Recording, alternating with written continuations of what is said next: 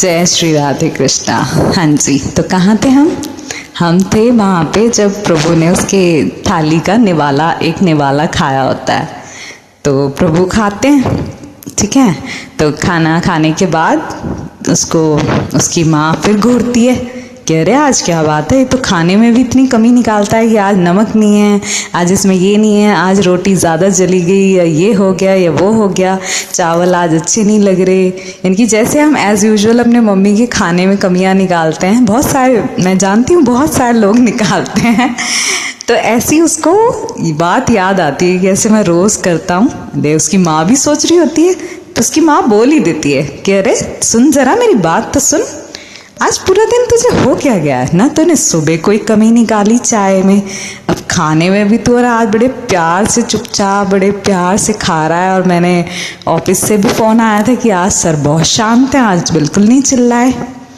तो अपनी मम्मी की तरफ देख के है ना, क्योंकि उसे पता है साथ में तो भगवान जी सुन रहे हैं साक्षी हैं भगवान आज तो साक्षी हैं। तो क्या कहते हैं, वो हंसता है, प्रभु को देख के मुस्कुराता है, प्रभु भी हंसते हैं, क्योंकि सब समझ रहे हैं प्रभु तो इतने मूर्ख हैं नहीं ना वो कह रहे हैं यहाँ देख आज ये सिर्फ मेरे डर से कर रहा है।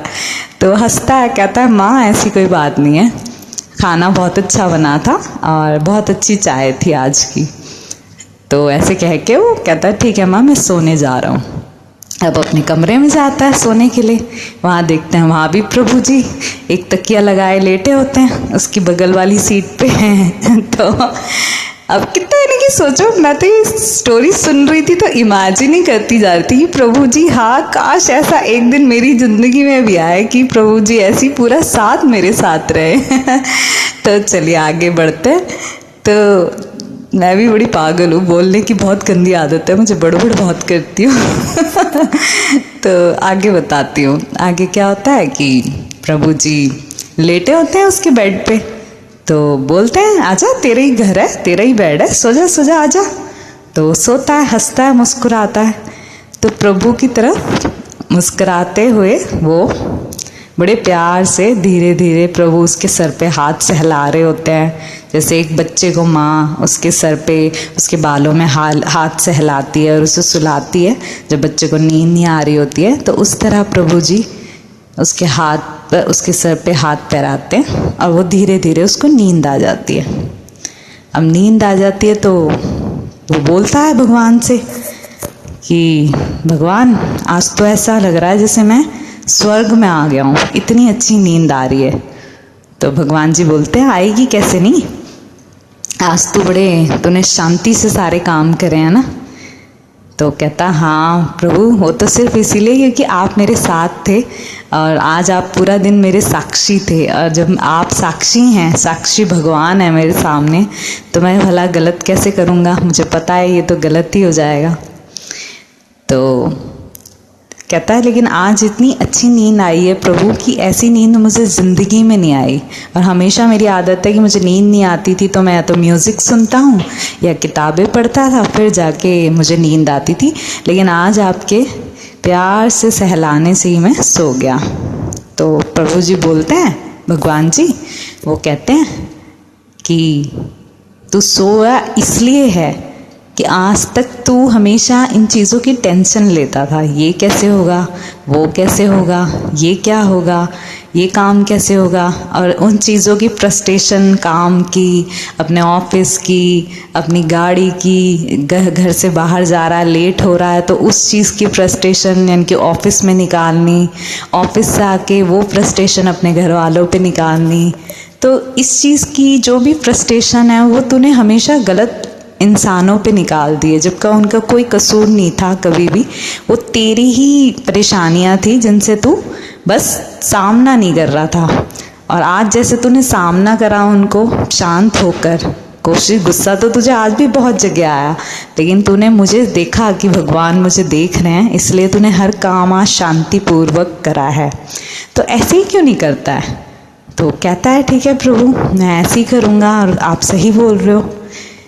मैं भूल गया था कि भगवान सिर्फ हमारे एक दिन के लिए ही नहीं होते हैं, भगवान हमेशा हमें साक्षी रूप में हमें ऊपर से देख रहे होते हैं, हमारे साथ हर क्षण होते हैं। ये मैं आज तक कहानियों में, किताबों में ही सुना था, लेकिन प्रभु आज आपने ये मुझे एहसास दिला दिया पूरा दिन मेरे साथ रह के कि ये सच बात है कि भगवान हमारा हर कर्म, हर चीज़, हम अच्छा कर रहे हैं या बुरा, हम सोचते ज़रूर हैं, जैसे कि हम भूल जाते हैं कि हमने अगर कोई गलत कर्म किया तो हमें किसी ने नहीं देखा। और आप देखना भी कभी ये चीज़ कि जब भी कोई गलत कर्म करता है ना, तो वो दाएं देखता है, बाएं देखता है, बस वो एक जगह देखना भूल जाता है, वो होता है ऊपर भगवान की तरफ।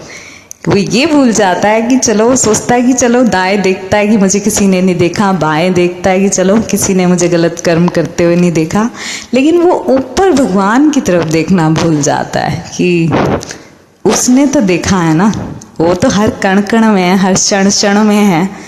वो गाना भी बिल्कुल ठीक बना है, क्षण क्षण में हरि, कण कण में हरि। तो वही सच्ची बात है। तो वही भगवान जी से वो कहता है और एकदम से उसकी आँख खुल जाती है। तो देखता है कि अरे ये तो सारा सपना था जो मैं देख रहा था, भगवान जी नहीं आए थे, यानी कि सच में उसके सपने में वो सिर्फ सपना देख रहा था। स्टोरी हो जाती है यहीं ख़त्म। अब आता है मॉरल ऑफ द स्टोरी। तो मॉरल ऑफ द स्टोरी, इस स्टोरी का यही है कि भगवान हर चीज़ के साक्षी हैं।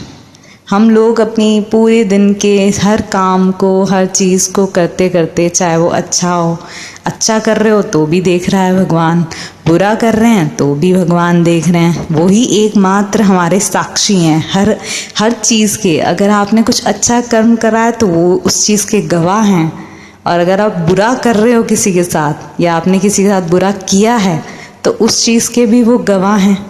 अब आप सोचते हो फिर कि ये क्यों हुआ मेरे साथ, वो क्यों हुआ, पर आप ये नहीं सोचते कि मैंने क्या किया, कब किया, क्यों किया, वो क्यों भूल जाते हो। तो यही चीज़ इस स्टोरी का मॉरल है कि हमेशा जो भी काम करो उसे बड़े उससे करो, ये सोच कर, ये ध्यान में रख के करो कि भगवान तुम्हारे साथ ही हैं। और इसीलिए मैं हर बार कहती हूँ भगवान सदैव हमारे साथ हैं।